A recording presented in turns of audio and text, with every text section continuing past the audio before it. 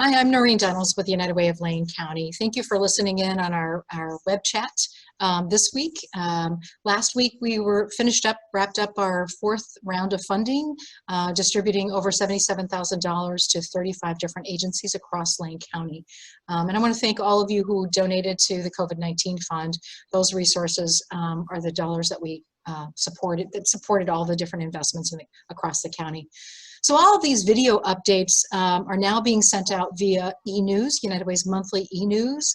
To be sure that you receive them, please sign up on United Way's website at unitedwaylane.org and click on the e-news button so that you can be sure to receive these important video chats. Also, please mark your calendar for June 16th through the 20th.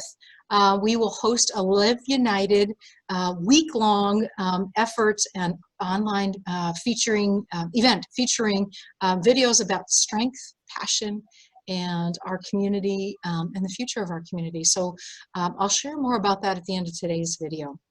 So today I'm really thrilled. I'm joined by two incredible folks who have been co-chairs of the Community Response Fund funding process. Mo Young, who is the Equity and Access Coordinator for Lane County, and Joel Rosenberg, who's retired from Bi-Mart. Joel serves on the United Way board, and I'm so excited to hear really their perspectives from the depth and the richness of the funding process. So welcome to both of you. Thank you. Thanks.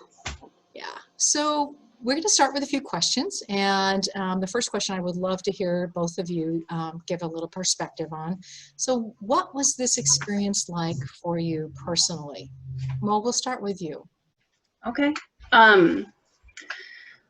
Well, so I think one of the things that really comes up for me in this moment of isolation and quarantine and pandemic is that I am someone who is drawn to wanting to help fix things, and it feels really impossible to do that from home, and so I've really appreciated the opportunity to not only just hear about the things that communities are doing to come together to support folks who live, nearby, but also the ability to really feel like I've done something even though I didn't, but it's been a really fulfilling experience in a time that doesn't feel very fulfilling at all. Thank you. Joel, what about you? What has this meant to you? Well, it was really gratifying to work with such a devoted crew of reviewers, and especially to see the variety of experience and the thoughtfulness that they brought to the process. Beyond that, it was very nice to be able to stay connected to the people of United Way. Thank you. You're sort of the dynamic duo. I should have introduced you that way because you really have been. It's really been very cool to watch this process. So Mo, what was surprising to you in this experience? I spent a lot of time between yesterday when I got that question and today trying to figure out what was surprising. And I think,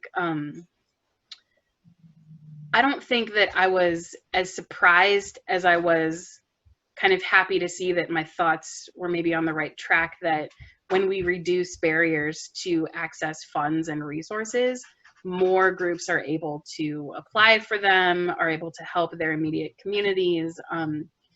One of the things that I noticed, and I've sat on grant panels for United Way for lots of years, is that there were names that I've never seen come through the grant program at United Way, and so that was really exciting. I don't know, surprising is maybe not the right word, but it was. I was happy to see it.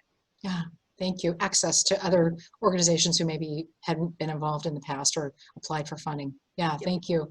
So Joel, what if we had limitless resources? What do you think? How should we spend these dollars? What are your thoughts on that? I came up with one word: housing. This was the area of greatest need, and we could hardly touch it with our fund. We did a lot of good for food help. We did a lot of good making sure that the nonprofits kept working.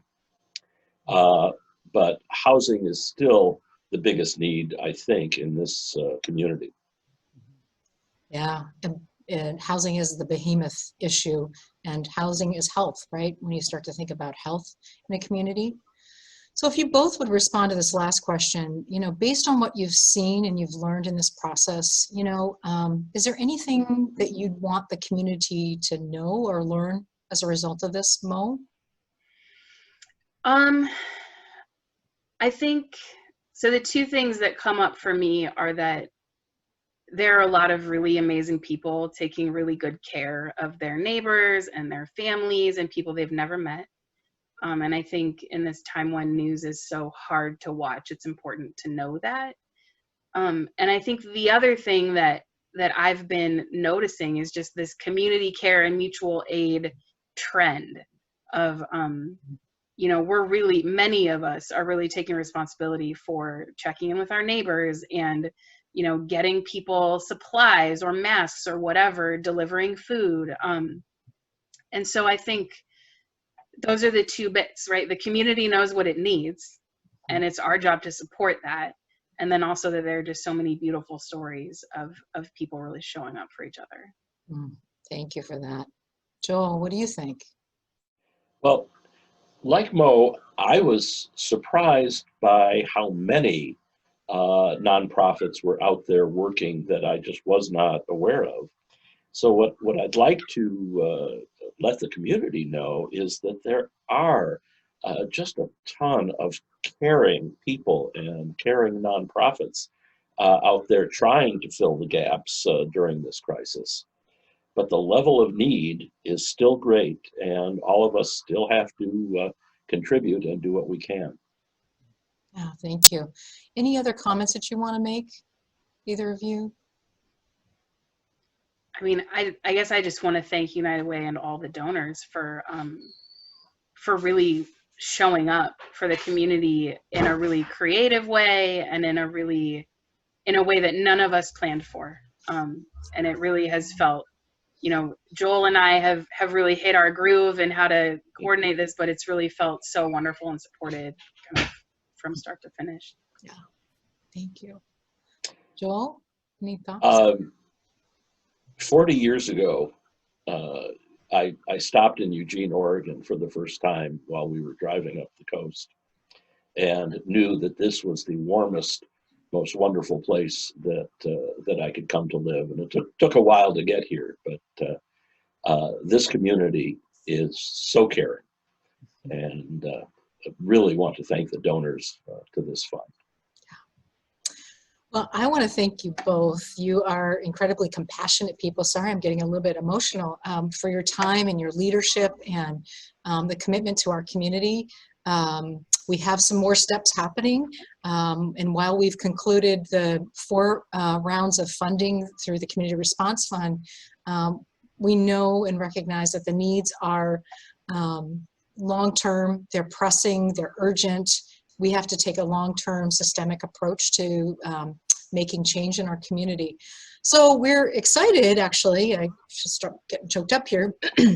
We're going to pivot to expanding funding to really sort of think about respond, recover, and reimagine. And so we plan to share more details about that on June 16th when we kick off our Live United Week.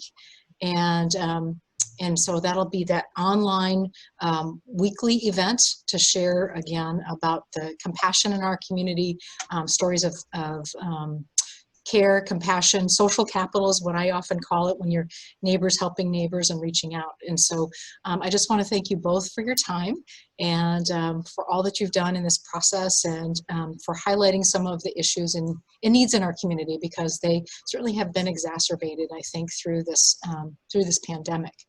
So thank you, and look forward to seeing you again, hopefully beyond virtual. So take care, everyone, and stay well.